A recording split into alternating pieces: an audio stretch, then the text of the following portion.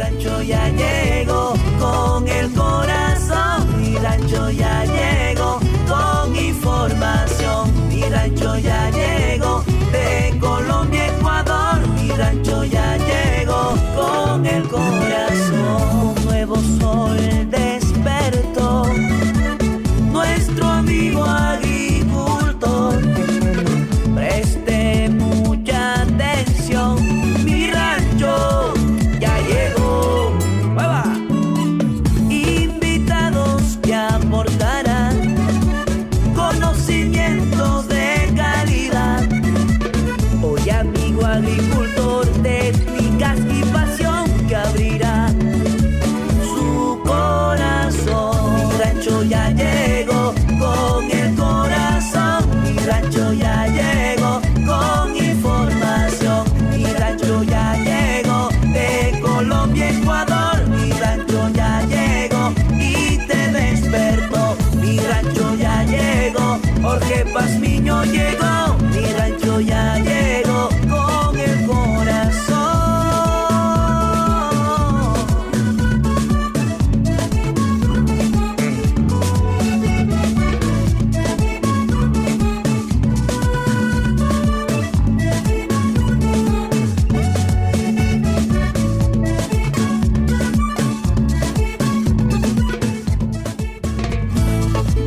Porque el agro tiene un papel importante en el campo. Inquietudes, sugerencias y la más completa información para el agricultor. Di-Blue 88.9 FM presenta Mi Rancho.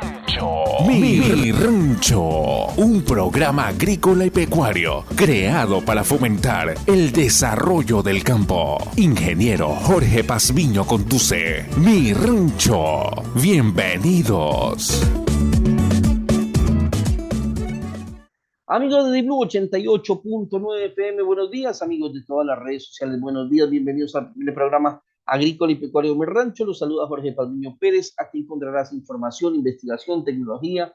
Aquí no hay queja, aquí no hay cuento, aquí no hay chisme. Aquí venimos a aprender, ustedes conmigo y yo con el invitado también. Y pues siempre traemos temas bastante interesantes. Hoy también una entrevista internacional. La semana pasada tuvimos una entrevista muy buena con la doctora Gloria Arévalo de Gabriel.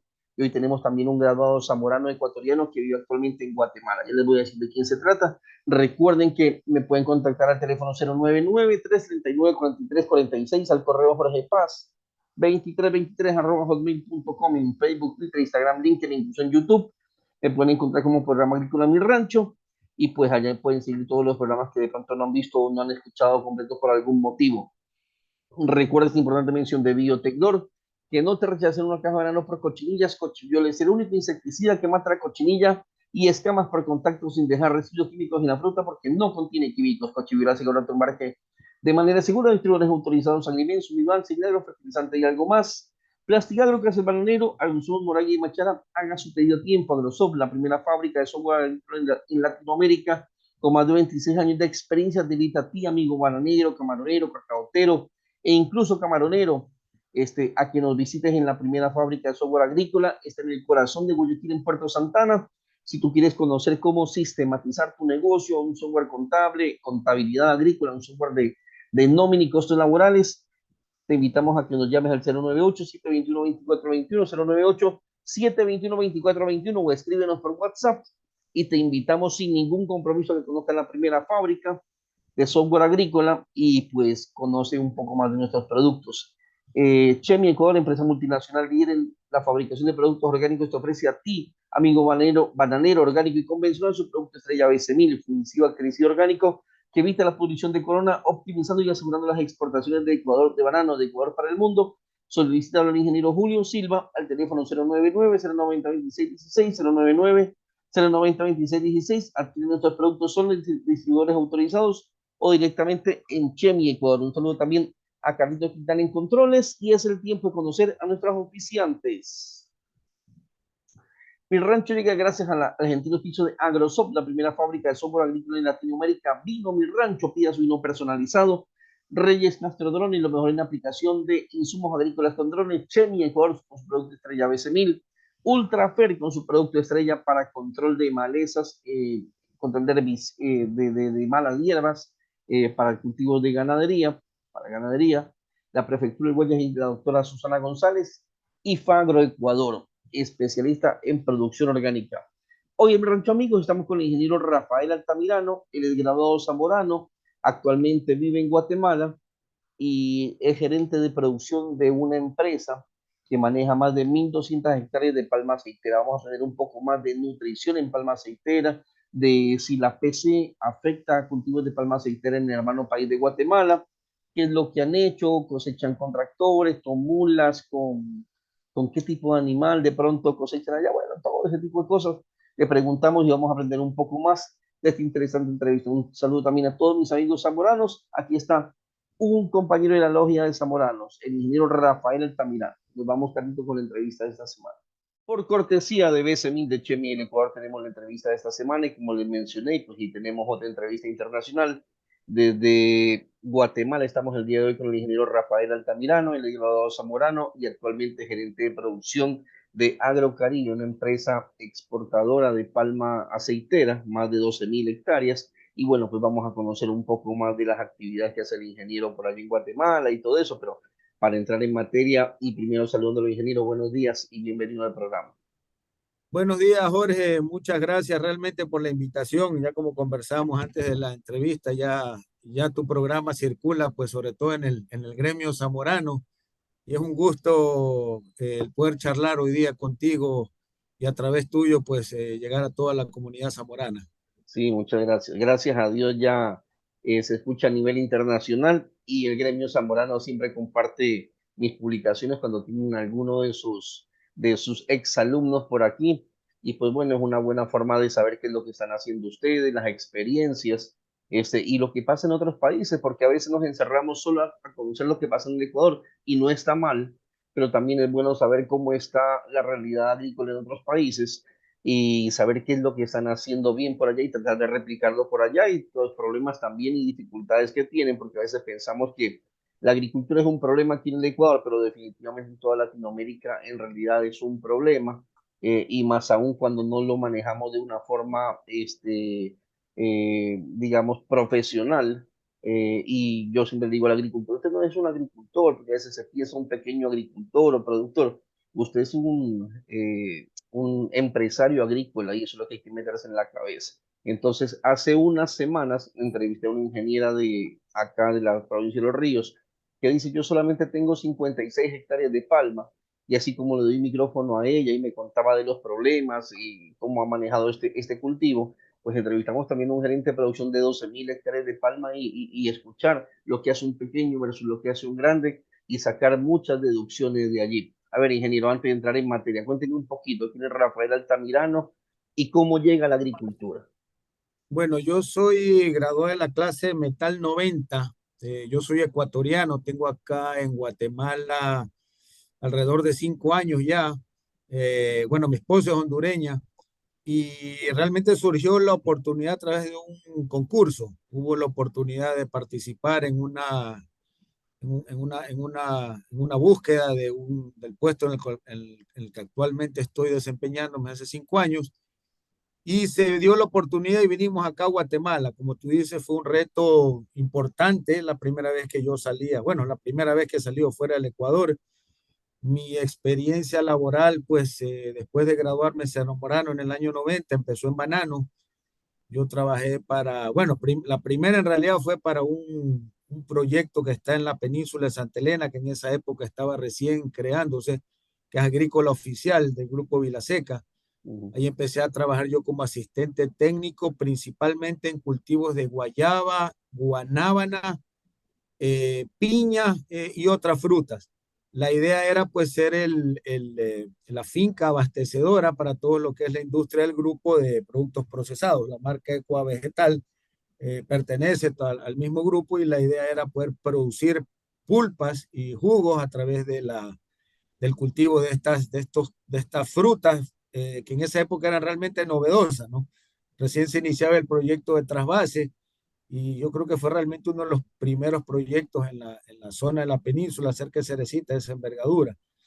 De ahí empecé a trabajar también en banano, y no tengo problema en decir las empresas, para el grupo Novoa, Una gran experiencia el Grupo Novoa, realmente lo poco que sé banano lo aprendí ahí. En esa época, pues el Grupo Novoa era un referente en tecnología, ya te hablo de hace más de 30 años, y en esa época ya se hacía pesaje de racimos, lo que ahora electrónico, lo que ahora uno lo ve como algo normal. En esa época realmente el grupo era muy innovador. Y de ahí empecé a vincularme a otros proyectos también, como el tema de la palma africana. Empecé en el oriente ecuatoriano, eh, y pues de esa experiencia surgió la oportunidad de vincularme en un momento de mi carrera acá a Guatemala, ¿no? El grupo para el cual trabajo efectivamente se llama Agrocaribe, es un grupo de capitales guatemaltecos.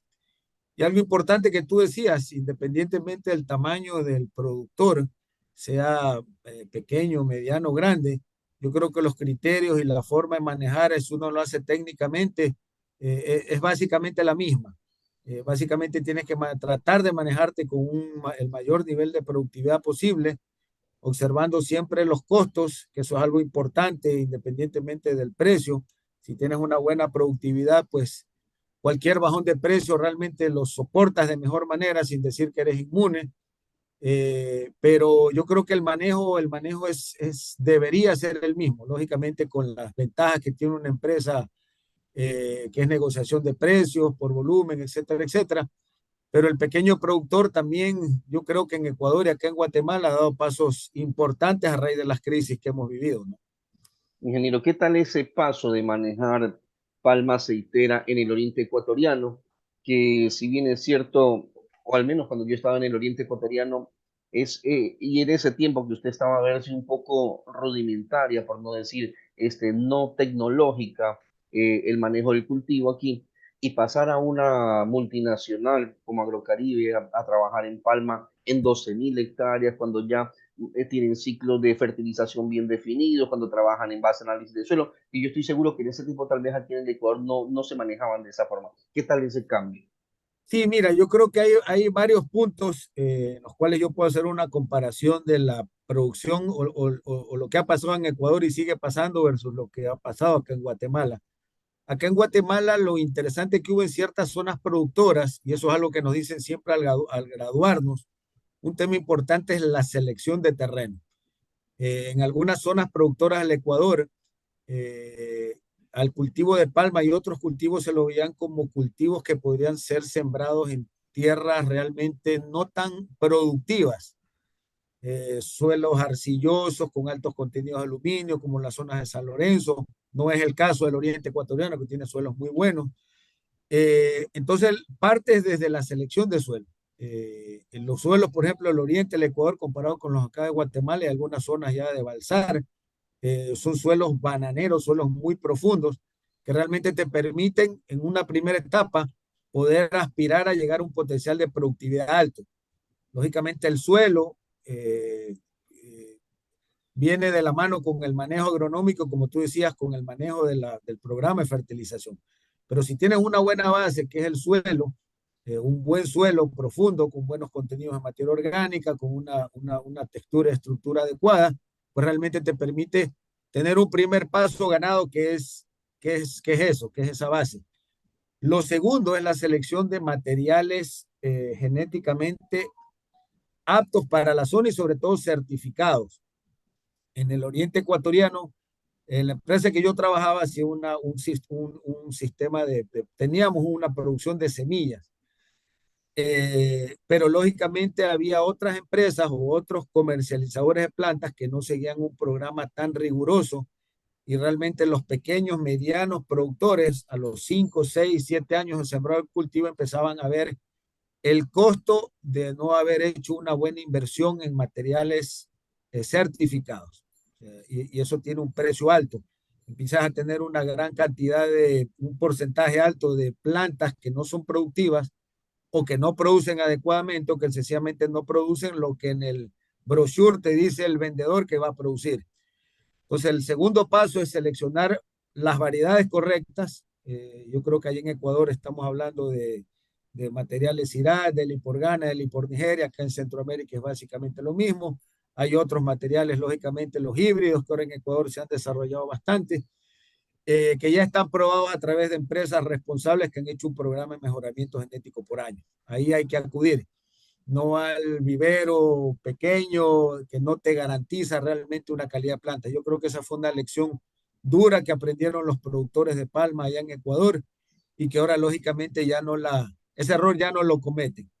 Y lógicamente lo tercero, que es la parte quizás más compleja por la volatilidad de los precios, es el programa de fertilización. Y ahí definitivamente, vuelvo y repito, independientemente del tamaño, mi recomendación es hacer una buena inversión en análisis de suelos, análisis foliares y realmente buscar la asesoría técnica adecuada para que tengas un programa de producción, de fertilización, de acuerdo a tu meta de producción. Si tu meta de producción es producir 30, 32 toneladas por hectárea, tu programa de fertilización lógicamente va a ir enfocado a esa producción y vas a requerir mayor cantidad de nutrientes o de fertilizantes en este caso. Si tu programa de fertilización por las condiciones que sea, por falta de flujo, etcétera, va enfocado a 28, 25 toneladas por hectárea, tu programa va a ir enfocado a esa productividad. Esto no quiere decir que un productor tenga que endeudarse o sobreendeudarse para llegar a las 32 toneladas, sino lo que quiere decir es que puede ir paso a paso. En una primera etapa puede llegar a 25, 26 toneladas, pero lógicamente dependiendo, vuelvo y repito, del potencial del material, del suelo y del programa, se pueden llegar tranquilamente a producciones por hectárea arriba de las 30 toneladas, que ya estamos hablando de producciones realmente comerciales y sostenibles en el tiempo. Muy bien, ingeniero. Y antes de entrar en materia sobre el tema específico de palma aceitera, me gustaría que usted me dé un recorrido muy rápido de lo que es la agricultura en Honduras, porque aquí en Ecuador, como usted sabe, somos productores bananeros por excelencia. Tenemos algo de palma, si bien es cierto, no recuerdo una plantación de palma tan grande como la que usted maneja ya de 12.000 hectáreas. Tal vez se me escapa, pero no creo que haya aquí una plantación así de grande. Y bueno, los cultivos que ya son tradicionales, como el cacao, como el arroz, como el maíz, y estamos entrando en otros productos de exportación como pitahaya, como el aguacatejas y otros más. ¿Cómo está la agricultura en general en Honduras? ¿Qué tan parecidas al Ecuador y qué cultivos son los de exportación y más fuertes allá? Bueno, yo te comento que yo en realidad, yo trabajo en Guatemala, en En la Guatemala, ¿verdad? frontera Sí. con Honduras, en Izabal, Ujú. que es la parte noroccidental de Guatemala. Eh, Básicamente, el cultivo de palma aceitera en Guatemala representa el total de hectáreas sembradas, que son alrededor de 180.000, alrededor del 2% de las áreas, del todo el total de áreas sembradas en Guatemala. No es el principal cultivo de exportación, pero es uno de los más importantes. El principal cultivo de exportación de Guatemala sigue siendo por algunos años, bueno, quitando todo lo que son granos básicos, maíz, frijol, que representa casi el 15% del área cultivada. El principal grupo de producto de exportación es el café. Ujú. Tienen una producción también importante de caña de azúcar, seguido de cultivos, digamos, no tan comunes allá en Ecuador como es el cardamomo, que acá sí representa una industria, yo diría, bastante interesante y de volúmenes grandes de exportación. El hule también es un cultivo importante y lógicamente banano, que yo diría que conjuntamente con la caña de azúcar y la palma aceitera son de los cultivos que más desarrollo tecnológico han tenido acá en los últimos años. Los niveles de productividad que tenemos, que tiene Guatemala en palma de aceite, son de los mejores, yo te diría los mejores del mundo en cuanto a productividad por hectárea. Entonces tenemos café, banano, caña de azúcar, hule, cardamomo, como los principales cultivos de exportación acá en Guatemala y lógicamente ahí se mete la palma de aceite, ¿no? Muy bien. Ingeniero, ahora sí entremos un poco en materia. Gerente de producción de 12.000 hectáreas de palma africana. Yo, en realidad, palma aceitera, yo aquí en el Ecuador, si uno de los cultivos que más conozco pues, podría ser el banano, porque he trabajado adentro, he sido de jefe campo, jefe planta, administrador, y un gerente de producción, pues aquí se encargaba primero de recorrer las fincas y de ver que las labores estén al día, se esté trabajando un programa de fertilización, de la cosecha, que siempre pues trabajamos más de 12 13 15 semanas a veces para que un racimo salga en una cosecha y que salga en buenas condiciones. pero el cultivo de palma es muy distinto a esto. ¿Qué hace un gerente de producción en un cultivo de palma? Bueno, las funciones que tengo yo acá en el cultivo de plantación, como tú dices, lógicamente una de las principales es el seguimiento al programa. Nosotros establecemos un presupuesto anual. A nosotros nos miden, o nuestra gestión es medida a nivel mía y de todo mi equipo en base a tres parámetros básicos. Lógicamente, el primero, el cumplimiento del presupuesto de producción y de todos sus componentes. Eso incluye no solo la producción de frutas, sino el manejo adecuado de los recursos que la empresa nos brinda. El segundo es yo te diría quizás el más importante de la mano con el primero, que son los costos de producción. Y es lo que te decía al principio, independientemente que tú seas un productor grande, mediano, pequeño, tienes que tener un presupuesto de costos y ajustarte a eso, porque lógicamente de eso va a depender tu margen de utilidad y a la final es tu resultado financiero del año. Entonces nosotros tenemos un presupuesto de costos para todos los rubros, ya sea en la parte de producción, yo tengo un presupuesto de mano de obra para cosecha, para mantenimiento de los cultivos, para transporte de fruta, y eso lo relacionamos mediante indicadores a hectárea. Entonces tenemos un costo de mano de obra de cosecha por hectárea que se basa en un rendimiento presupuestado y en una cantidad de recursos que tienen que invertirse. ¿Cuántos búfalos vamos a utilizar para la cosecha? ¿Qué materiales vamos a usar? ¿Qué tipo de herramientas vamos a usar? ¿Qué cantidad de herramientas? Y con eso ajustamos el presupuesto de costos. Y la otra, porque nosotros, el grupo tiene un par de plantas extractoras de aceite, nosotros vendemos aceite crudo, no vendemos la fruta, sino que la empresa la procesa de manera primaria, y es el presupuesto de producción de aceite, que va de la mano con el indicador de la extracción. Nosotros tenemos que producir una cantidad de fruta al año con un costo establecido para lograr una producción anual de aceite, que es lo que la empresa vende. Nosotros, o el grupo en el cual trabajo, al finales somos exportadores de aceite de palma. Y lo hacemos a través de la producción del cultivo y la explotación de la cosecha de la fruta. Si no cumples con uno de esos parámetros, lógicamente viene la primera función mía, que es ir ajustando o ir viendo las formas de hacer más eficiente la operación. ¿Y cómo lo hacemos? A través de rendimientos. Nosotros tenemos un sistema de pago acá basado en rendimientos, que es como normalmente lo hacen o lo hacían, pero que lo siguen haciendo las compañías bananeras en Ecuador. La gente gana por productividad. El que más gana o el que más cosecha, más gana. Lógicamente respetando siempre un salario digno, un salario mínimo. Acá en Guatemala nadie puede ganar menos del básico. Entiendo que en Ecuador es lo mismo. Y lógicamente el que por su productividad o por su trabajo diario excede ese mínimo, pues gana más dinero. Entonces, una forma también de incentivar al colaborador de la empresa a que realmente pues quiera ser más eficiente y busque realmente un ganar-ganar, tanto para la empresa como para el colaborador de campo. Claro, y mi Eh, pregunta, siga, siga. sí, sí, sigue, sigue. No, le decía, porque mi pregunta también iba encaminada, porque cuando yo trabajaba en Banano, nuestro gerente de producción nos visitaba frecuentemente, iba viendo las labores, pero se fijaba mucho en el tema de enfundes, porque usted sabe que el enfunde es lo que nos va a salir adelante, ya sabemos más o menos el ratio que maneja la empresa y sabemos cuántas cajas vamos a producir. ¿Cómo manejan ustedes ese tema? Porque nosotros teníamos un enfunde que teníamos que tener un promedio ya establecido por finca, de acuerdo al tipo de suelo, fertilización y todo eso, y de acuerdo a eso se hacían las estimaciones de cajas que se iba a comercializar. Sí, Y en aún Palma, así, sí. perdón, y aún así, nunca faltaba la llamada por radio de que tú ya estabas con tu cupo así y te decían, yo no sé de dónde, era una palabra, yo no sé de dónde, pero me sacas 500 cajas más. ¿Cómo se maneja el tema Mira, en Palma? en Palma, digamos que es algo parecido. No tenemos nosotros en Palma no marcamos los racimos como de banano, pero tenemos un sistema de muestreo que nos permite hacer proyecciones, dependiendo de cómo lo quieras hacer, mensualmente, bimensual, trimestralmente, de los racimos que vas a cosechar. Nosotros por cada hectárea de palma más o menos tiene 143 palmas por hectárea a la siembra. En el transcurso de los años esas poblaciones van variando porque algunas palmas se van muriendo en el camino, o tienes algunos problemas.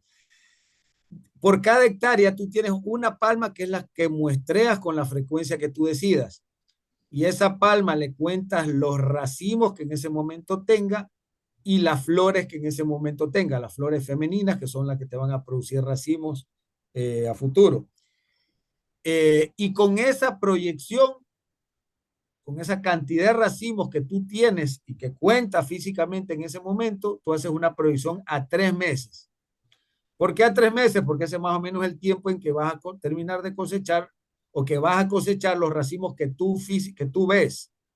Porque la palma produce un racimo por hoja y a diferencia del banano, la emisión foliar de la palma es continua. Dependiendo de la edad y dependiendo del cultivo, tú puedes producir, cultivos jóvenes te pueden producir entre 28 a 30 racimos por año y cultivos ya de más de 20 años te producen un promedio de 10, máximo 11 racimos por palma. Lo que va a variar es el tamaño y el peso. Entonces tú tienes de hecho un sistema de conteo que te permite hacer proyecciones por bloque, igual que en banano. Nosotros tenemos bloques más o menos de 25 hectáreas y por cada hectárea sembrada tenemos una palma que mostramos todos los meses o cada 2 meses o cada 3 meses, dependiendo, vuelvo y repito, cómo lo quieras hacer. Y con eso haces tu proyección de producción, muy parecido al banano, pero con una metodología diferente. ¿Cómo calculas tú tus toneladas? Lógicamente por la cantidad de racimos multiplicado por el peso promedio, por el periodo de tiempo que vas de los 3 meses. Tú dices, en estos 3 meses voy a producir más o menos esta cantidad de toneladas por hectárea. En Palma todo lo manejamos básicamente en base a hectáreas, toneladas de fruta por hectárea, racimos por hectárea, etcétera, etcétera. Entonces tienes un sistema de conteo parecido al banano, pero con una metodología realmente diferente. En 5 minutos usted me dio una cátedra de palma aceitera y yo ya le estaba anotando aquí. Yo digo ya más o menos cuántos racimos tengo que tener, cómo debo mostrar las plantas, en 3 meses cuánto producción voy a tener. Entonces, definitivamente eso es lo bueno de tener este tipo de programas y de que podemos diversificar. Y me decía el ingeniero el otro día, me decía, yo le comentaba que me iba a entrevistar a usted porque esta entrevista estaba pautada hace más de un mes. Y me decía, oiga, yo lo quiero escuchar al ingeniero para saber qué es lo que estoy haciendo bien y qué es lo que estoy haciendo mal. Y yo creo que un programa agrícola debe de caracterizarse por este tipo de información, por este tipo de tecnología y saber lo que están haciendo en otros países, porque hay veces, y yo a veces critico mucho eso, programas agrícolas que a la gente casi no le gusta escuchar, porque son la típica queja del productor, que se queja del ministro, que se queja de las autoridades, y se hace un cuento y un chisme ahí, y siempre paso criticando esto, y definitivamente y ustedes también agradecerles a los invitados que siempre exponen toda su experiencia aquí, y que justamente pues yo creo que eso es bueno, es capacitación vía radio, que es lo que hacemos hace más de 12 años. Ingeniero, muchas gracias por toda esa apertura y esa cátedra que nos dio hace un momento. Usted dijo algo que me pareció interesante. Dijo, nosotros trabajamos con búfalos para el tema de cosecha. Aquí en el Ecuador se maneja, o al menos lo que yo conozco, se maneja con carretones que son jalados por burritos o carretones que incluso ya van con tractores pequeños. ¿Cuál es la diferencia, ingeniero, de trabajar con búfalos? ¿También son utilizados para otro Mira, tipo de labor o cómo es el tema? mira, nosotros hemos hecho algunas experiencias en diferentes tipos digamos, de implementos y de formas de cosechar la fruta. En algunas zonas que tenemos de topografía no tan plana, efectivamente usamos búfalos con canastas, porque realmente va a depender mucho de la topografía de tu plantación. Uno quisiera lógicamente tener una finca en que todo sea plano, todo sea fácilmente mecanizable, pero en algunas zonas, sobre todo de topografía irregular, no es posible. Entonces, lo que tú me mencionas, el burro o los búfalos con estas canastas, son canastas que se ponen en el lomo del animal, Como son los muy eficientes, chalos. Ujú. son como unos chalos que los que usan la gente allá en la sierra. Son muy eficientes, de hecho, porque es la única forma que tienes de poder llegar a esos lugares de topografía irregular. Es más barato, lógicamente, que usar gente. Y ahora el tema por certificaciones, nosotros tenemos una certificación que es RSPO, que es una mesa redonda de palma aceitera, es una iniciativa a nivel mundial para producir palma de manera sostenible. Tiene que ver mucho o se involucran mucho en temas de mano de obra, de sobreexplotación, entonces esos temas los hemos ido obviando un poco. Hemos hecho también experiencias con mecanización en la cosecha, que de hecho hay tractores ya diseñados para eso. Inclusive vienen con una especie de garra mecánica que va agarrando racimo por racimo. Mi experiencia personal en ese tema, no digo que es malo, no digo que no sirve, sino que tienes que tener algunas precauciones para que sea más eficiente. La primera de ellas es que tienes que tener unas calles de cosecha en muy buen estado, porque lógicamente si tu tractor en el invierno sobre todo no puede ingresar o se queda enterrado muchas veces, se vuelve ineficiente. Entonces tienes que tener un sistema de ingreso a los lotes que sea lógicamente adecuado para esa maquinaria. Ahí tienes que ver el tipo de llanta que usas, si usas llantas flotantes, tienes que ver el peso de la maquinaria, si usas un tractor muy pesado, pues te va a causar más problemas, etcétera, etcétera. Pero lo más importante es que tienes que tener realmente una reacción a nivel de desperfectos mecánicos rápido. O sea, en mi experiencia prácticamente tienes que tener un taller o personal del taller dedicado exclusivamente para arreglar de la manera más rápida los equipos en el momento que presentan un desperfecto, porque lógicamente si no los arreglas en corto tiempo, pues sencillamente no sigues cosechando mecánicamente.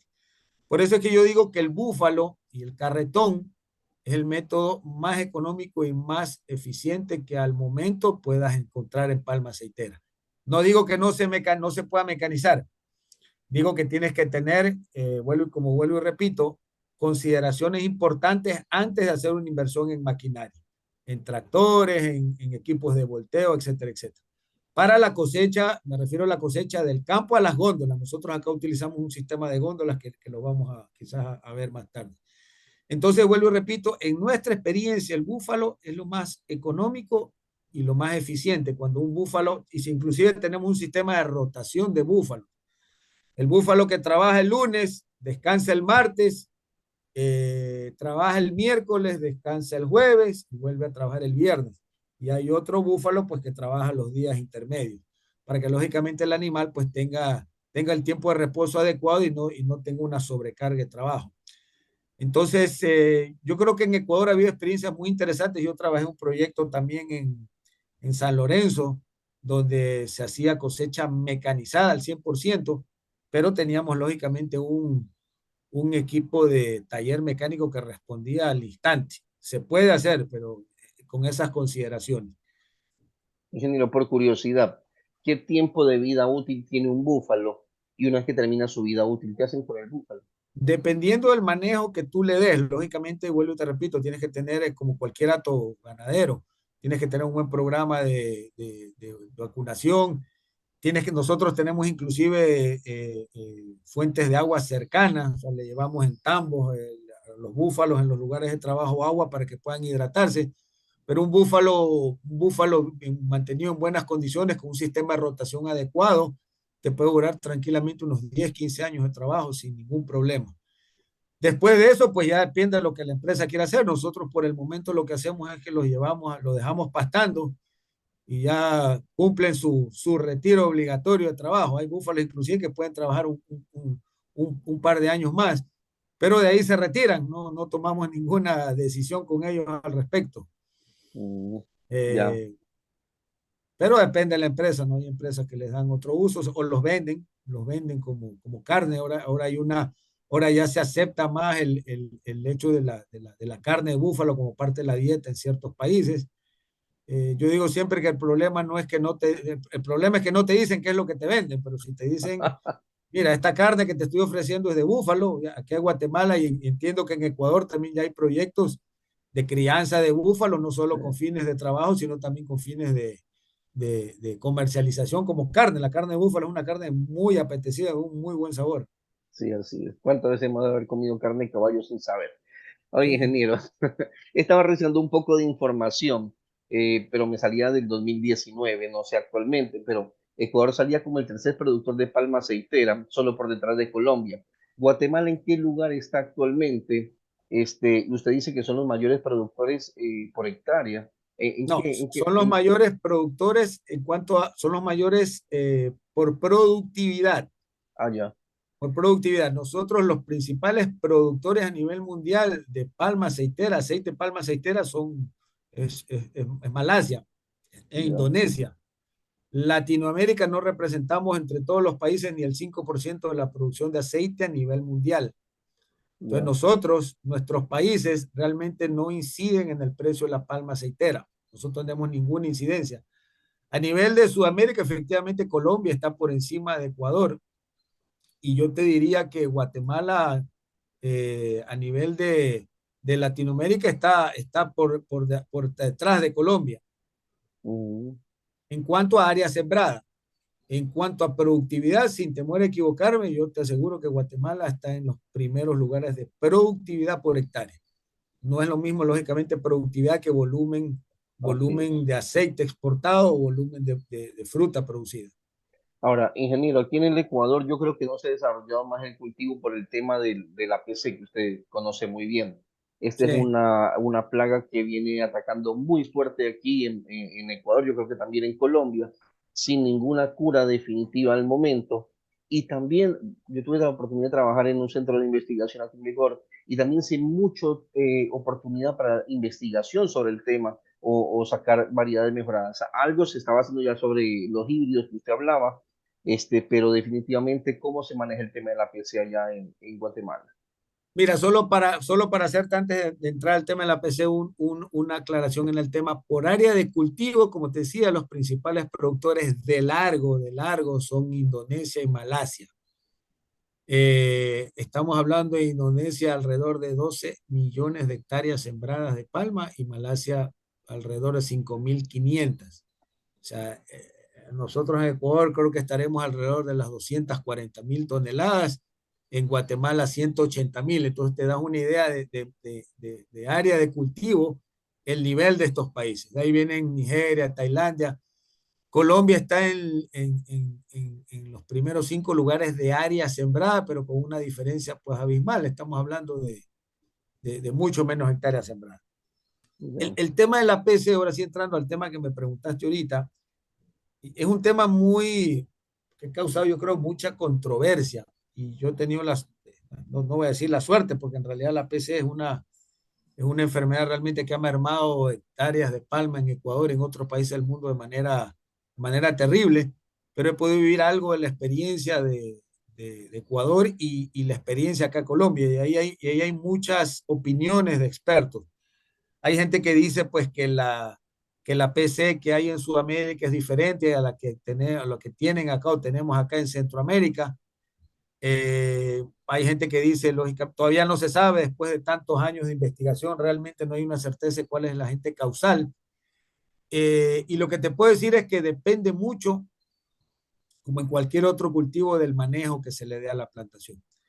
Si tú tienes un cultivo bien manejado, con un buen programa de fertilización, con unas buenas labores culturales, lógicamente la incidencia en esa enfermedad va a ser diferente a un cultivo que no tenga esas condiciones. Es como yo siempre digo, o sea, es como un niño desnutrido, un niño que no ha tenido una buena alimentación, un niño que no tuvo, eh, eh, que la madre no le dio el pecho, no tuvo los anticuerpos necesarios, viene una gripe, viene una viruela, un sarampión, y lo va a afectar de manera muy diferente a un niño que en otras condiciones tuvo todos los cuidados al momento de nacer, tuvo un programa de alimentación excelente, etcétera, etcétera, etcétera. Con las palmas pasa algo igual. El manejo que se le ha dado en Ecuador pues fue realmente optar por la búsqueda de materiales híbridos. Acá en Guatemala y en Centroamérica, la PC, gracias a Dios, no es una limitante en la producción. Inclusive ha habido casos de plantaciones que se han recuperado en la PC. Y las he podido visitar, ¿no? Sobre todo en Panamá hay un proyecto muy interesante de una plantación que se recuperó el APC, lógicamente con un manejo adecuado. Tienes que empezar a hacer trabajo de cirugía, tienes que empezar a hacer tratamientos preventivos y lógicamente vas a tener un periodo de alrededor de 5 o 6 años donde tus producciones van a caer, pero no pierdes tu unidad de producción, no, la planta no muere, eventualmente se recupera. En Ecuador, pues el camino que se siguió en algún momento, sobre todo en los primeros años, cuando todavía teníamos cultivos de materiales guinenses, es detección temprana de la enfermedad y eliminación de la palma. Entonces no tienes la opción de ver si esa palma se va a recuperar, se puede recuperar o no. Sencillamente ya no la tienes, pierdes la unidad de producción. Entonces, lógicamente, ya no tienes esa unidad para poder hacer un seguimiento y empezar a recuperarla. De hecho, acá en Guatemala y en otros países centroamericanos hay un protocolo mediante el cual el último recurso es eliminar la palma. Entonces son formas de manejo diferentes. Yo no quiero entrar en polémica con respetados colegas en Ecuador y en otros países como en Colombia, que pues han optado por esa opción. Acá, como te digo, en Centroamérica la incidencia en la PC no es tan grave como en Ecuador, y cuando se da, porque sí se da, el manejo, la detección temprana es la vía, pero el tratamiento temprano, esa palma, es lo que hace que pues la unidad de producción no muera, y hemos tenido porcentajes de mortalidad realmente bajos, ¿no?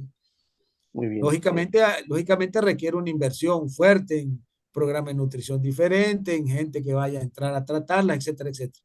Sí, lo interrumpo solamente porque se me va a acabar el tiempo y vamos a la primera pausa. Antes de eso, recuerde que esta importante mención de Biotecdor, que no te rechace una caja de veneno por cochinillas. Cochividol es el único insecticida que mata la cochinilla y escamas por contacto sin dejar residuos químicos en la fruta, porque no contiene químicos. Cochividol asegura tu embarque de manera segura. Distribuidores autorizados: Alimentos, Vivanza, Inagro, Fertilizante y algo más.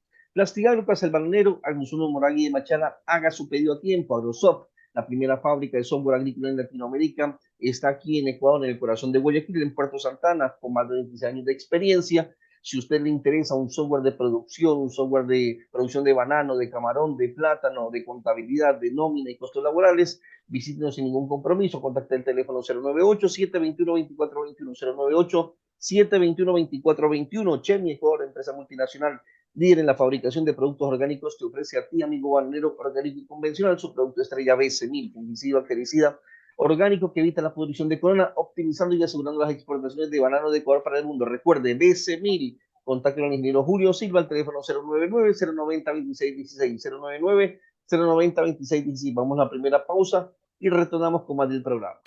Y los nominados para el Récord Guinness 2018 son: el señor con la calabaza más grande del mundo, la señora con el cabello más largo del mundo y el cultivo de Don Pancho con las mazorcas más grandes, porque son las únicas en el mercado que tienen 22 hileras. Y el ganador es...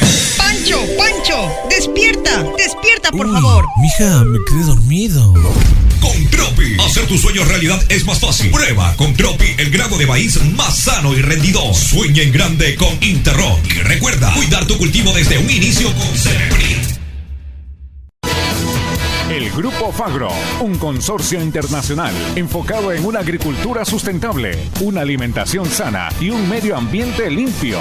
Una real solución para los diferentes problemas de los cultivos. Contamos con una línea de productos orgánicos certificados, productos de bajo impacto ambiental y cero residuos. Fagro se especializa en nutrición, bioestimulación, control de plagas y enfermedades. Somos Fagro, somos agricultura sustentable. Contáctanos para mayor información y asesoría técnica. Teléfono y WhatsApp 099-950-0096 y el 099-773-2472.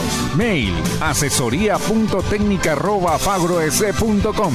Búscanos en las redes sociales Facebook, Instagram, LinkedIn como Fagro Ecuador.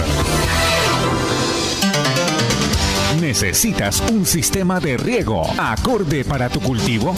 Pues instala productos de calidad mundial. El Riego le ofrece las mejores marcas americanas de fabricantes de riego. Somos representantes e importadores directos de aspersores y reguladores de presión Senninger, Pivot y avance frontal Reinke. Riego por goteo Toro, riego para jardines y canchas deportivas marca Reinvirt. Equipos de automatización y fertirrigación, válvulas, controladores de riego, medidores de flujo, tuberías y accesorios PVC.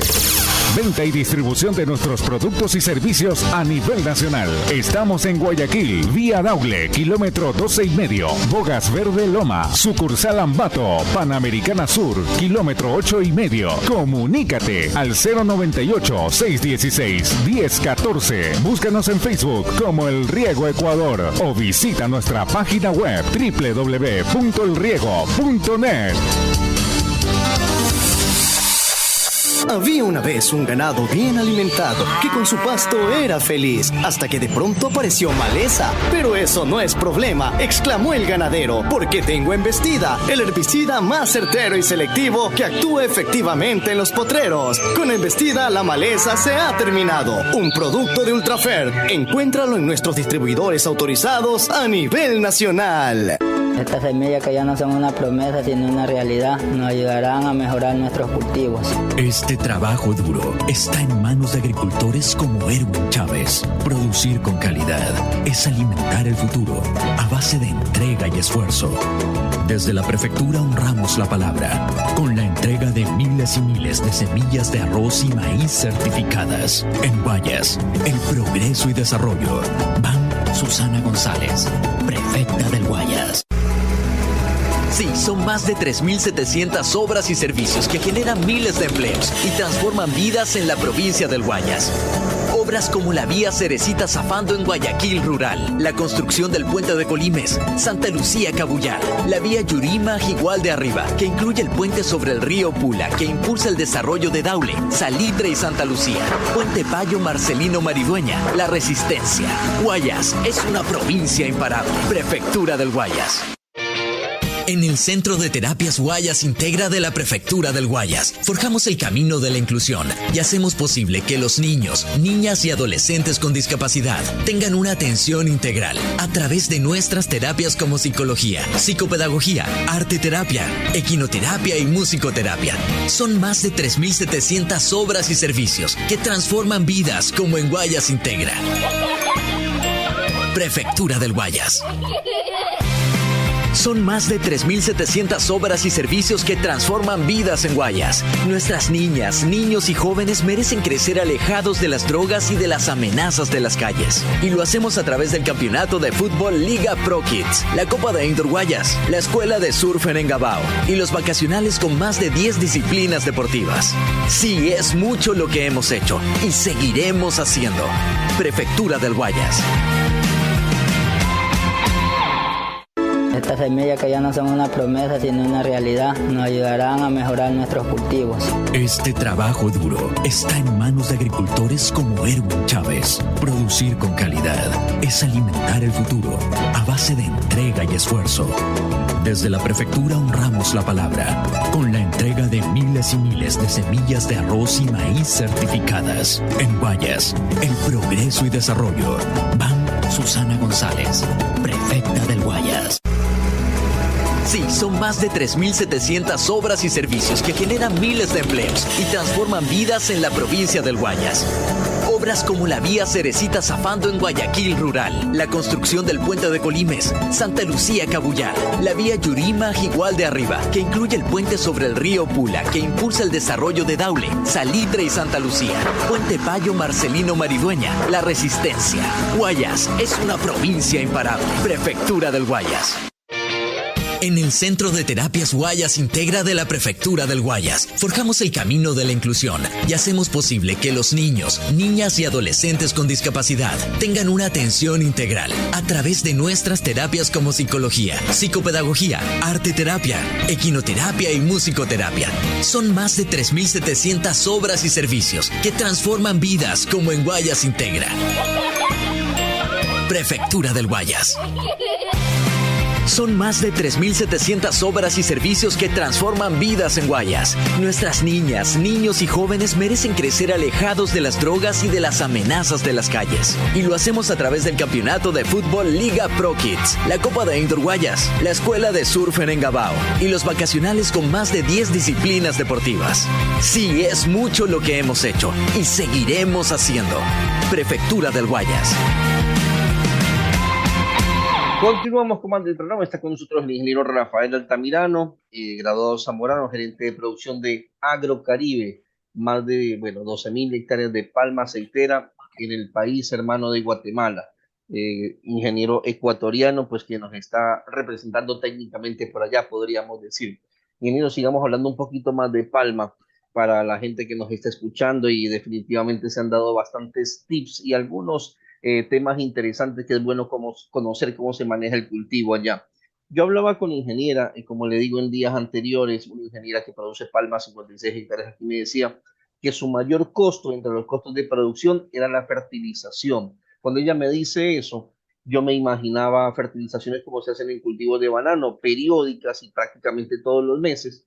Y ella me decía que ya fertilizaba solamente 2 veces al año. Claro, me imagino, porque es pequeña, porque de pronto por temas de costos, pero me decía que su mayor costo de producción era eso. Bueno, ¿cómo se manejan allá? ¿Cuál es su mayor costo dentro de los costos de producción? No, definitivamente uno de los principales rubros en cuanto a costos se refiere es el fertilizante, y peor en estos últimos años por todos los temas que ya conocemos. Los precios de los fertilizantes realmente se han vuelto muy, muy volátiles. Definitivamente es un rubro importante y ahí es donde mucho más énfasis debemos hacer en los análisis de suelos y foliares y contar realmente con un programa de fertilización lo más adaptado posible a nuestras condiciones, que es lo que decía al principio de la entrevista. Siendo el costo más alto de nuestra explotación el fertilizante, no nos podemos permitir realmente fertilizaciones sin un respaldo técnico adecuado. Nos sale más barato contratar un buen asesor que sobrefertilizar. ¿A qué me refiero con sobrefertilizar? Aplicar más fertilizante del que realmente la planta necesita. Tomando el costo del fertilizante. Si uno hace esa relación costo de aplicar un kilo más de fertilizante o medio kilo versus lo que me estoy ahorrando si contrato un profesional para que me haga un programa adecuado a mis necesidades, te aseguro que el costo-beneficio se va por el lado de contratar un buen profesional, que de hecho en Ecuador los hay. Es sumamente importante, ha sido importante siempre, pero ahora mucho más por el costo del fertilizante. Inclusive empresas como la nuestra tenemos ensayos de fertilización. ¿Qué es un ensayo de fertilización? Que es básicamente una parcela, un bloque o varios bloques, donde uno aplica diferentes dosis de fertilizantes para ir midiendo respuesta. Nosotros tenemos un bloque donde aplicamos el programa de fertilización que tenemos al 100%, un bloque donde aplicamos el 50% del fertilizante del programa de fertilización, un bloque donde no aplicamos fertilizante y vamos midiendo las respuestas. ¿Qué es lo que se busca con esto? Realmente saber o determinar el nivel crítico de cada uno de los nutrientes para el cultivo en el cual estamos trabajando. Eso nos ayuda a ahorrar costos. Yo sé que para un pequeño productor esto es muy difícil, pero si ese pequeño productor vende fruta a una compañía de las que existen en Ecuador, se puede a través de la compañía hacer economías de escala y tener la visita, por ejemplo, de un experto una vez al año, de un asesor una vez al año, que a nivel grupal pueda realmente hacer recomendaciones puntuales para cada finca. Y créanme que eso a la larga es un ahorro en estos momentos económico importante. El otro punto que tú mencionas, de qué va a depender la fragmentación del programa, lógicamente el tema económico. La teoría me dice que mientras más veces lo pueda fraccionar, mejor. En la práctica eso va a depender mucho, como bien decía la colega, de los costos. Nosotros lo que hacemos acá tenemos, gracias a Dios, la zona donde nosotros estamos es una zona de alta precipitación. Tenemos precipitaciones de más de 3.000 milímetros al año, entre 2.500 a 3.000. Como decíamos en el oriente, no tenemos una época, tenemos invierno y diluvio.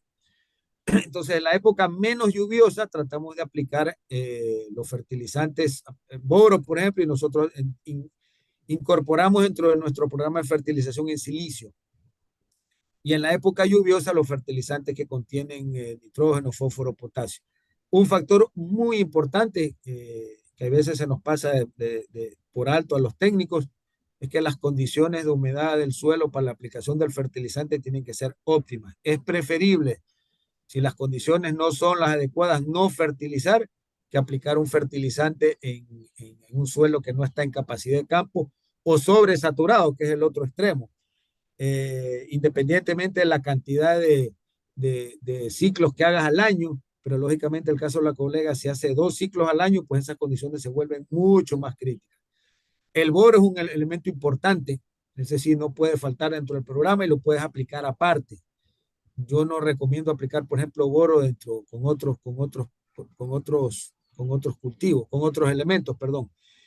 Y la otra es la decisión que tome el productor de aplicar fórmulas, que va a depender también del análisis de precios y de costos que tenga, o fertilizantes simples, aplicar urea, aplicar nitrato, va a depender mucho del análisis costo que haga. Cada uno tiene sus pros y sus contras, por eso yo siempre digo que es importante contar con la ayuda de un experto realmente que nos pueda direccionar y ajustar el programa de acuerdo a mis necesidades económicas. Ingeniero, una pregunta. Yo sé que ustedes se manejan en más análisis de suelos, recomendaciones nutricionales y todo, pero actualmente, ¿cuántos ciclos de fertilización están manejando ustedes? Y la otra pregunta, ¿se manejan solamente con fertilizante, digamos, edáfico o hacen determinadas aplicaciones de Endrange o algún otro producto así?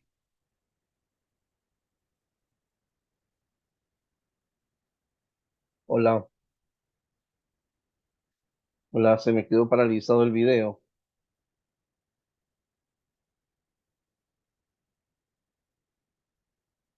Hola, 2, 1. Listo.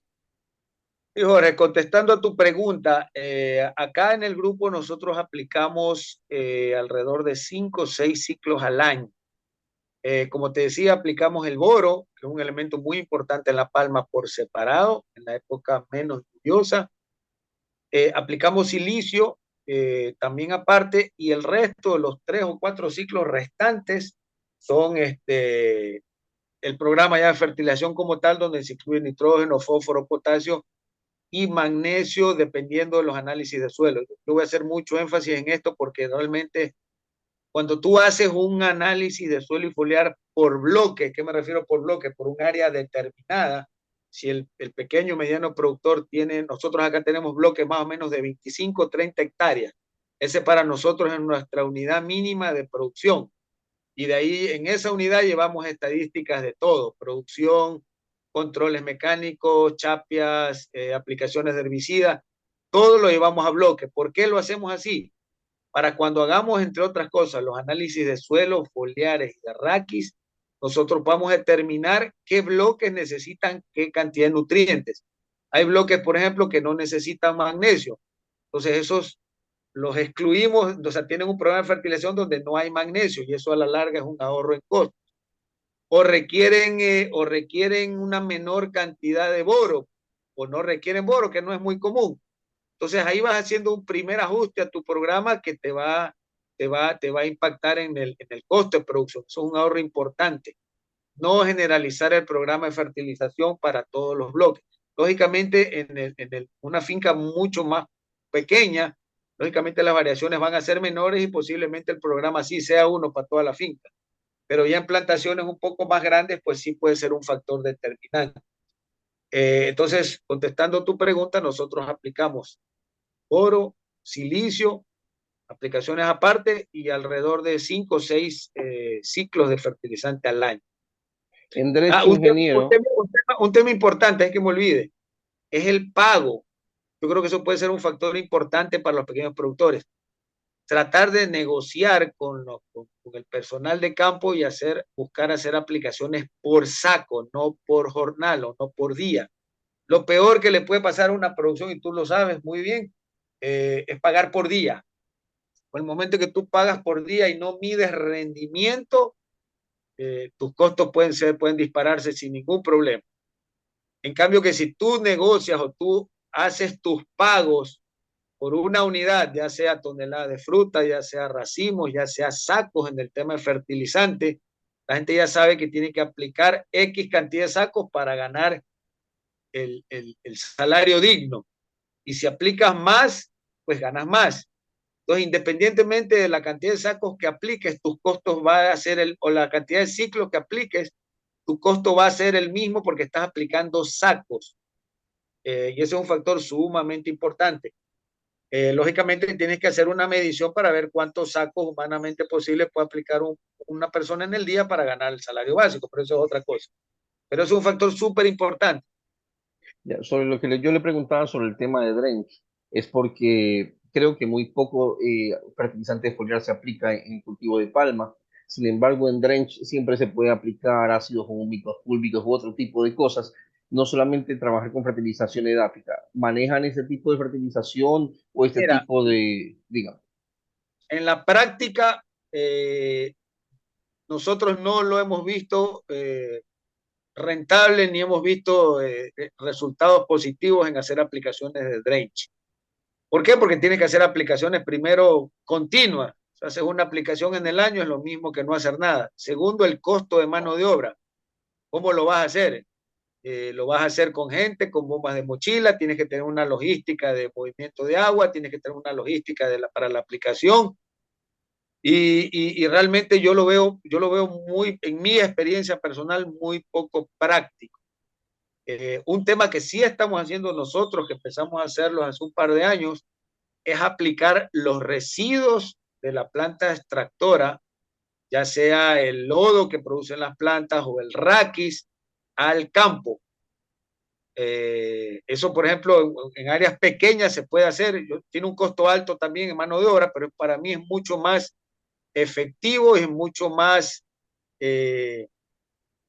y puede ser de mucho más valía que con todo respeto para la gente que vende insumos agrícolas y que recomienda aplicaciones en drench que aplicaciones en drench.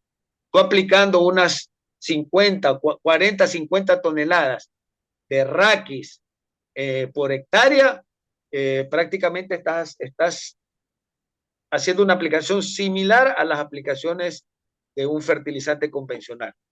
Lógicamente tiene un costo la aplicación, pero nosotros lo hemos empezado a hacer. Esto se puede hacer, lógicamente, no en todos lados, ¿no? Nosotros lo hacemos porque tenemos la facilidad de tener plantas extractoras y lo hacemos solo en las áreas cercanas a las plantas, porque hay un costo también de manejo de esta materia, ¿no? Que es más volumen que peso.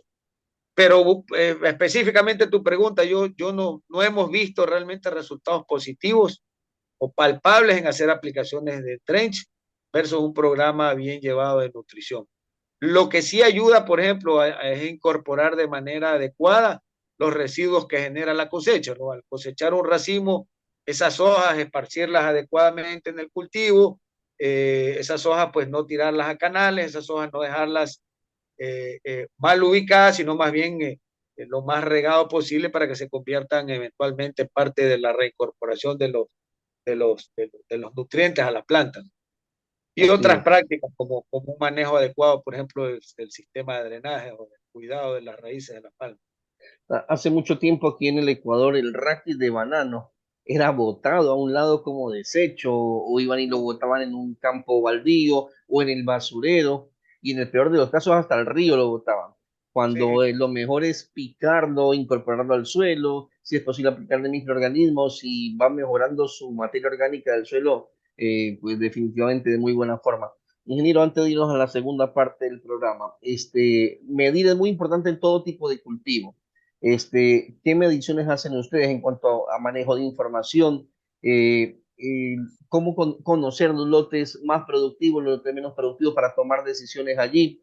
La importancia del monitoreo para detección temprana de plagas y enfermedades. ¿Qué papel fundamental juega en un cultivo como palma? Mira, muy importante, Jorge, y ahí hay que aprender mucho de cómo cómo se maneja y se ha manejado banano. El cultivo de banano es un cultivo donde se maneja información por áreas pequeñas, que en banano se llaman los cables. Me imagino que todavía se les dice así. Sí. Acá en nuestra empresa, nuestra unidad mínima de medición se llama bloque. Y un bloque más o menos es un área alrededor de 25, 30 hectáreas. Está claramente definida. Entonces, en esa área nosotros generamos toda la información, hay una trazabilidad de todo lo que hacemos en esa área. Cuántos sacos de fertilizante aplicamos, se lo registra y el bloque, lógicamente, tú lo identificas con un número, con un código, como tú prefieras. A la larga, lo que se requiere es tener una trazabilidad, tanto de costos, de producción, de manejo agronómico, etcétera, etcétera, para que tú puedas hacer no solo llevar datos de producción por bloque, que te va a servir, por ejemplo, para ir determinando cuáles son tus bloques más productivos, cuáles son tus bloques menos productivos, porque esos bloques menos productivos no llegan a las producciones de los otros, y ver qué inversiones tienes que hacer puntualmente para mejorar tu productividad general, sino también el tema de costos. Decir, bueno, ¿por qué en este bloque mi cosecha me sale más cara que en el otro? Ah, es que tengo problemas de acceso por vías en mal estado, tengo problemas por calles bufaleras que no están bien mantenidas, y me demoro más en cosechar, me demoro 1 hora en cosechar este bloque y en el otro me demoro 2. Entonces sabes que tienes que hacer inversiones, o mejor dicho, sabes qué inversiones tienes que hacer y en dónde para mejorar tu productividad y bajar tus costos. Entonces es sumamente importante que, independientemente del tamaño de la finca, el productor, ya grande, mediano y pequeño, yo sé que en Ecuador ya lo hacen así, tenga estas unidades mínimas de medición y lleve sus costos como quieran llevarlo, de la manera más específica posible, y que haya una trazabilidad de los mismos. Eso le va a servir mucho para poder hacer mucho más eficientes sus explotaciones. Ingeniero, antes de irnos a la segunda parte, en 2 minutos. Aquí se ha disparado mucho el precio del aceite de palma últimamente. Decían que era porque había subido el costo de la compra del racimo de palma como tal. Ya sé que ha bajado, pero el aceite comestible no ha bajado en los comisariatos. ¿Cómo está el tema del aceite allá actualmente? Bueno, como tú bien dices, por todos los eventos que estamos viviendo todavía, el precio del aceite de palma a nivel internacional llegó, yo creo que a precios históricos que no habían llegado en no recuerdo yo cuántos años. Pero hay que también tener en cuenta que así como subió el precio del aceite, también subió el precio de los fertilizantes, subieron el precio de algunos insumos, subió el precio de la mano de obra. Aún así, el precio del aceite permitió que haya unos ingresos y unas rentabilidades mayores que otros años. Lastimosamente, como tú dices, dentro de la cadena productiva de la palma, igual como pasa con otras cadenas productivas, pues el producto final no baja de precio. Aunque los precios para el pequeño productor han subido, los precios de aceite igual acá en Centroamérica se mantienen, no bajan. La ventaja, como te digo, es que ya ahí se tiene un mayor ingreso, que mi recomendación sería invertirlo de la mejor manera posible, o sea, en las áreas donde el productor pueda determinar que va a mejorar su productividad en el mediano y corto plazo. Yo te comentaba ahí en el corte que acá en Guatemala o en Centroamérica en general se trabaja mucho con drenaje, estilo banano, y realmente la palma es un cultivo muy adaptable a condiciones de poco drenaje, pero esto no quiere decir que no requiera drenaje. Más bien el drenaje se convierte en una herramienta para poder mejorar la productividad, ya que igual que cualquier otro cultivo, el sistema radicular se vuelve más eficiente, los fertilizantes se aprovechan y es una forma de ir mejorando productividad. Muy bien. Dígame. No, esa era la... Ya, está bien. Bueno, y en el tema del aceite, pues eso es un tema muy controversial, o sea, eso es algo que realmente ni los productores ni los exportadores manejan. Y es parte de las injusticias de las cadenas productivas que te mencionaba. Así es. El productor a la final es el que menos gana en toda la cadena productiva, lastimosamente. Así es, y pasa creo que en todo cultivo. Bueno, ingeniero, definitivamente hemos aprendido muchísimo del tema de palma, y yo creo que muchos productores pequeños aquí, medianos, incluso grandes, han de estar muy satisfechos con toda la información que usted nos ha dado. A mí incluso yo que de palma conozco muy poco y como siempre digo, en mi programa me toca prepararme, por más que sea ingeniero agrónomo, no me las sé todas y a veces puedo cometer equivocaciones, pero me toca aprender un poquito de palma, leer un poco. Mantener un programa de estos ya 13 años, definitivamente por algo toca estar leyendo, siempre buscando información y aprender con ustedes, pero yo creo que la gente que lo ha escuchado queda muy satisfecha con la información. Ahora nos queda un poco conocer un poco más de su personalidad. Preguntas y respuestas muy rápidas, ingeniero, no hay problema. L. ¿Qué personaje histórico admira usted, ingeniero? Pues difícil, yo creo que en la historia hay muchos personajes, uno en particular, pues fíjate que no, yo no soy tanto de personajes históricos, me gusta, admiro mucha gente, pero yo creo que debemos enfocarnos más a los personajes históricos que tenemos. Mi abuelo, por ejemplo, Carlos Poli, yo le tengo mucha admiración. Mi padre, que gracias a Dios todavía está con nosotros. Es bueno admirar a gente, a personajes históricos, pero yo creo que es más tomar los buenos ejemplos que tenemos más cercanos y que todavía están con nosotros. Y que han vivido todas las vicisitudes que nos han tocado vivir a nosotros, las dificultades, los Así problemas. Bueno, definitivamente sí. ¿Cuál es el mandamiento más difícil de cumplir para usted, ingeniero? Puta, yo creo que ir a misa es algo real mío. Eso que me gradué en un colegio católico, salesiano.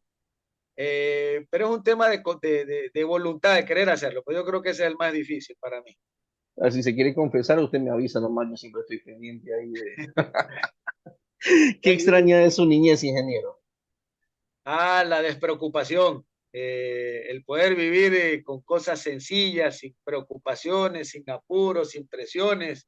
Eso creo que es algo que en su momento bueno, somos jóvenes, somos inexpertos, no lo valoramos, pero ahora ya que nos convertimos en padres, en profesionales, es algo que yo creo que uno añora.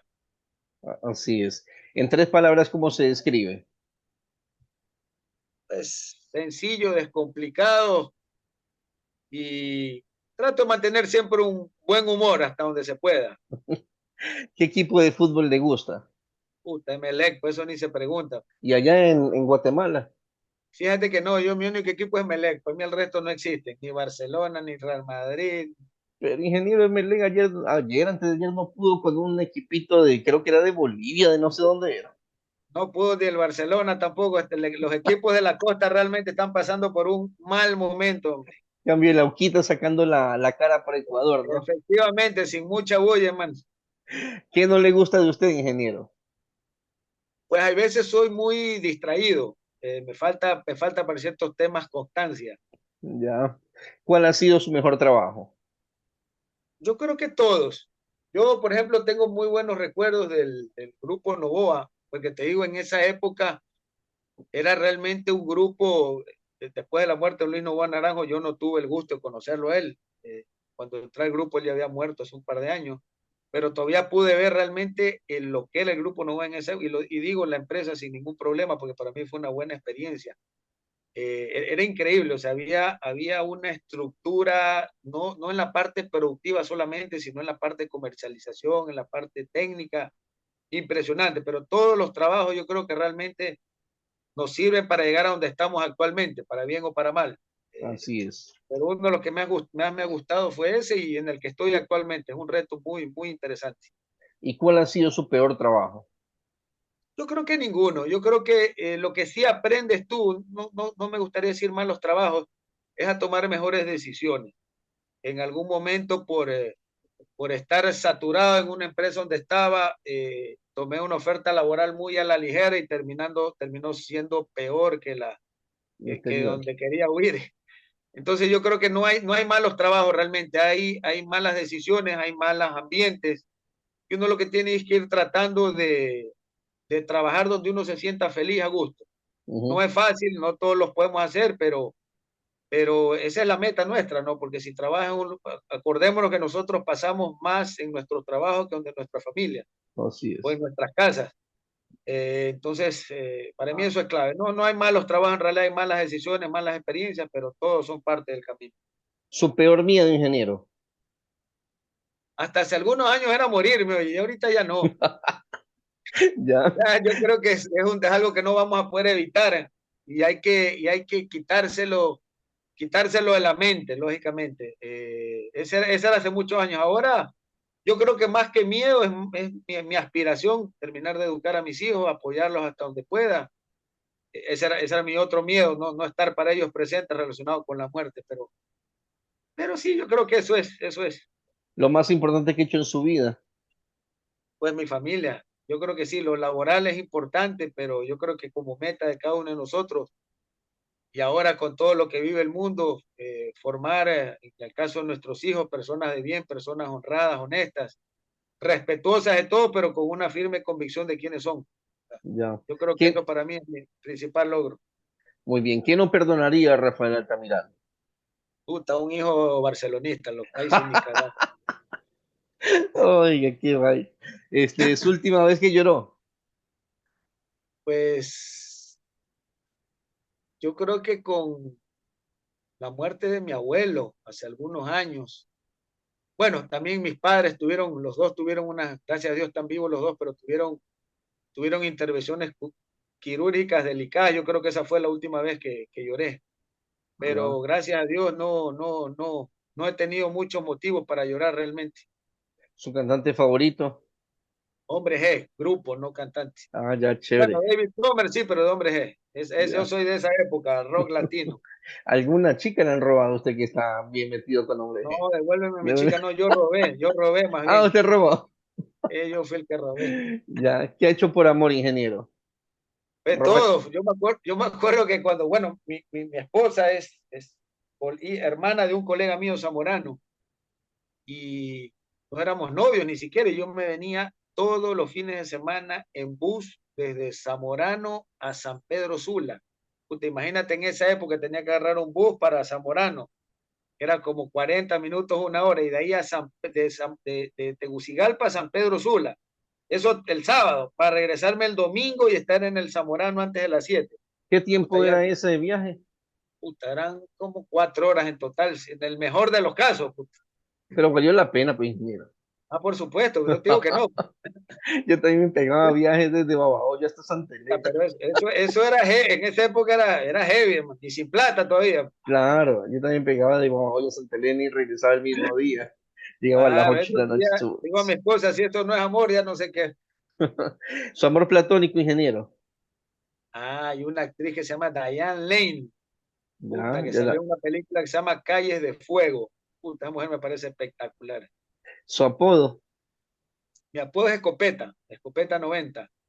¿Qué alimento no puede faltar en su cocina? Carne. Yo sí respeto a la gente que es carnívora, inclusive mi hijo, perdón, respeto a la gente que es vegana. Mi hijo es vegetariano, se hizo vegetariano hace algunos años, pero puta, carne no puede faltar. Yo también Carne, soy pollo. carnívoro. Sí, sí, ahí sí. Y la gente que está viendo el video que está mano que aparece por aquí, no se asusten que es mi hija que está aquí atrás. Ah, ya, sí, está. Hola. Sí. No me escucho porque estoy con los audífonos. ¿Qué alimento no puede faltar eso a la carne ya? ¿Qué hizo con su primer sueldo, ingeniero? Mi primer sueldo, fíjate que no me acuerdo, pero tiene que haber sido seguramente ir a comer a algún lado con mis padres, no recuerdo, pero no me compré nada especial, yo me imagino que fue a comer a algún lado, no recuerdo, Ya. no recuerdo exactamente. Si no fuera ingeniero, ¿qué le hubiera gustado ser?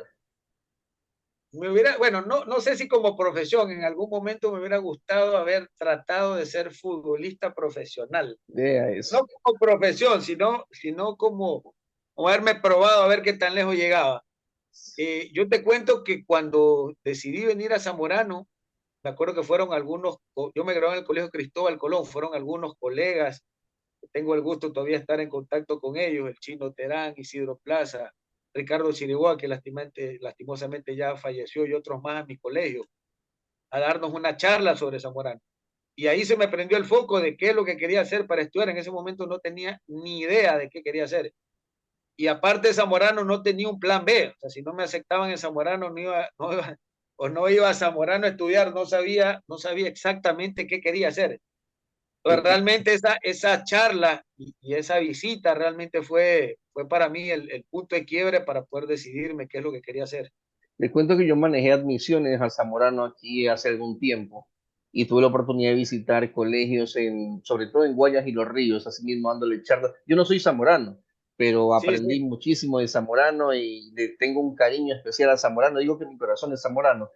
Y yo daba las charlas y conquistaba a pelados y a los papás y todo, y me llevaba a 100 alumnos, 120 alumnos por año a Zamorano. Ya después me fui al Ministerio de Agricultura, pero definitivamente era una muy bonita experiencia dar esas charlas. Imagínense los pelados a ustedes que se han graduado de No, Zamorano. y sobre todo en mi caso, ver a gente que yo conocía que estaba en Zamorano y que te iba a dar una charla, o sea, era una vivencia de alguien que ya estaba allá, era otra cosa, y eso es sumamente importante. Yo Y yo también creo tuve la que suerte de trabajar un tiempo para la Fundación Wilson Popper y mm, después apoyar como director, que también fue una experiencia muy, muy bonita.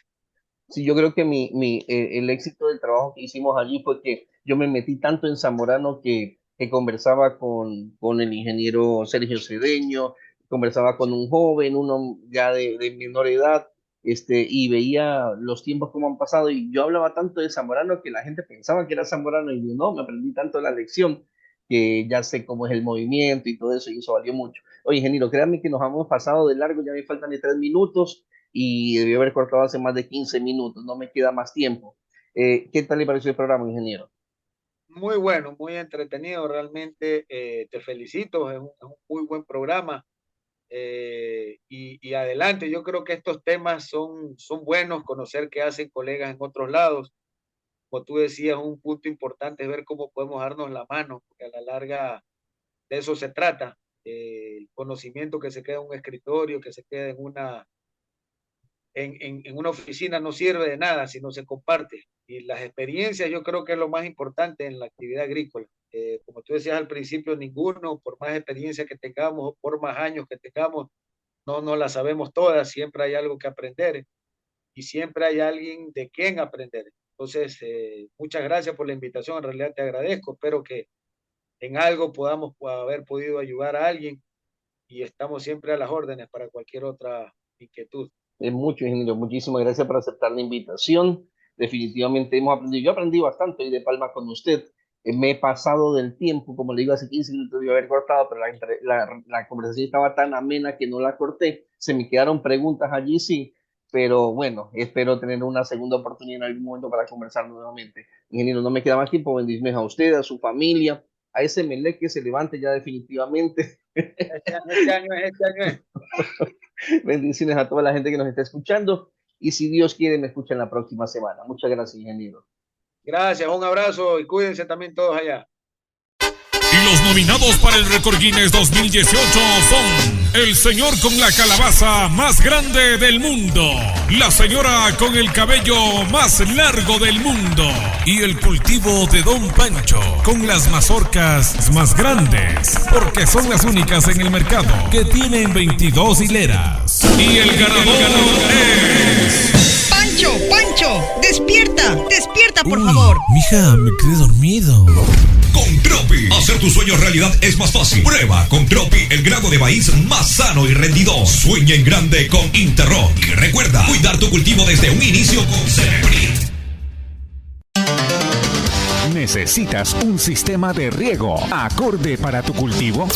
Pues instala productos de calidad mundial. El Riego le ofrece las mejores marcas americanas de fabricantes de riego. Somos representantes e importadores directos de aspersores y reguladores de presión Semminger, Pivot y avance frontal Reinke. Riego por goteo Toro, riego para jardines y canchas deportivas marca Reinvirt. Equipos de automatización y fertirrigación, válvulas, controladores de riego, medidores de flujo, tuberías y accesorios PVC.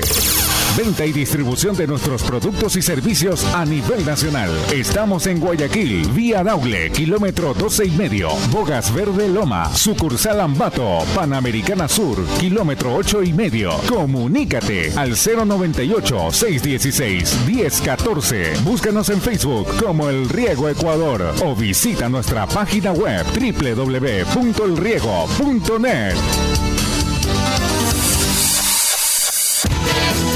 El Grupo Fagro, un consorcio internacional enfocado en una agricultura sustentable, una alimentación sana y un medio ambiente limpio. Una real solución para los diferentes problemas de los cultivos. Contamos con una línea de productos orgánicos certificados, productos de bajo impacto ambiental y cero residuos. Fagro se especializa en nutrición, bioestimulación, control de plagas y enfermedades. Somos Fagro, somos agricultura sustentable. Contáctanos para mayor información y asesoría técnica. Teléfono y WhatsApp 099-950-0096 y el 099-773-2472. Mail asesoría.técnica@fagroec.com. Búscanos en las redes sociales Facebook, Instagram, LinkedIn como Fagro Ecuador. Había una vez un ganado bien alimentado que con su pasto era feliz, hasta que de pronto apareció maleza. Pero eso no es problema, exclamó el ganadero, porque tengo Embestida, el herbicida más certero y selectivo que actúa efectivamente en los potreros. Con Embestida la maleza se ha terminado. Un producto de Ultrafer. Encuéntralo en nuestros distribuidores autorizados a nivel nacional. Estas semillas que ya no son una promesa sino una realidad nos ayudarán a mejorar nuestros cultivos. Este trabajo duro está en manos de agricultores como Erwin Chávez. Producir con calidad es alimentar el futuro a base de entrega y esfuerzo. Desde la prefectura honramos la palabra con la entrega de miles y miles de semillas de arroz y maíz certificadas. En Guayas, el progreso y desarrollo. Ban Susana González, prefecta del Guayas. Sí, son más de 3.700 obras y servicios que generan miles de empleos y transforman vidas en la provincia del Guayas. Obras como la vía Cerecita-Zafando en Guayaquil Rural, la construcción del puente de Colimes, Santa Lucía-Cabullar, la vía Yurima-Jigual de Arriba, que incluye el puente sobre el río Pula, que impulsa el desarrollo de Daule, Salitre y Santa Lucía, Puente Payo Marcelino Maridueña, La Resistencia. Guayas es una provincia imparable. Prefectura del Guayas. En el Centro de Terapias Guayas Integra de la Prefectura del Guayas, forjamos el camino de la inclusión y hacemos posible que los niños, niñas y adolescentes con discapacidad tengan una atención integral a través de nuestras terapias como psicología, psicopedagogía, arte terapia, equinoterapia y musicoterapia. Son más de 3.700 obras y servicios que transforman vidas como en Guayas Integra. Prefectura del Guayas. Son más de 3.700 obras y servicios que transforman vidas en Guayas. Nuestras niñas, niños y jóvenes merecen crecer alejados de las drogas y de las amenazas de las calles. Y lo hacemos a través del campeonato de fútbol Liga Pro Kids, la Copa de Indoor Guayas, la Escuela de Surf en Engabao y los vacacionales con más de 10 disciplinas deportivas. Sí, es mucho lo que hemos hecho y seguiremos haciendo. Prefectura del Guayas. Estas semillas que ya no son una promesa sino una realidad nos ayudarán a mejorar nuestros cultivos. Este trabajo duro está en manos de agricultores como Erwin Chávez. Producir con calidad es alimentar el futuro a base de entrega y esfuerzo. Desde la prefectura honramos la palabra con la entrega de miles y miles de semillas de arroz y maíz certificadas. En Guayas, el progreso y desarrollo. Ban Susana González, prefecta del Guayas. Sí, son más de 3.700 obras y servicios que generan miles de empleos y transforman vidas en la provincia del Guayas. Obras como la vía Cerecita-Zafando en Guayaquil Rural, la construcción del puente de Colimes, Santa Lucía-Cabullar, la vía Yurima-Jigual de Arriba, que incluye el puente sobre el río Pula, que impulsa el desarrollo de Daule, Salitre y Santa Lucía, Puente Payo Marcelino Maridueña, La Resistencia. Guayas es una provincia imparable. Prefectura del Guayas. En el Centro de Terapias Guayas Integra de la Prefectura del Guayas, forjamos el camino de la inclusión y hacemos posible que los niños, niñas y adolescentes con discapacidad tengan una atención integral a través de nuestras terapias como psicología, psicopedagogía, arte terapia, equinoterapia y musicoterapia. Son más de 3.700 obras y servicios que transforman vidas como en Guayas Integra. Prefectura del Guayas. Son más de 3.700 obras y servicios que transforman vidas en Guayas. Nuestras niñas, niños y jóvenes merecen crecer alejados de las drogas y de las amenazas de las calles. Y lo hacemos a través del campeonato de fútbol Liga Pro Kids, la Copa de Indoor Guayas, la Escuela de Surf en Engabao y los vacacionales con más de 10 disciplinas deportivas. Sí, es mucho lo que hemos hecho y seguiremos haciendo. Prefectura del Guayas. Continuamos con más del programa. Está con nosotros el doctor Fernando Schelge,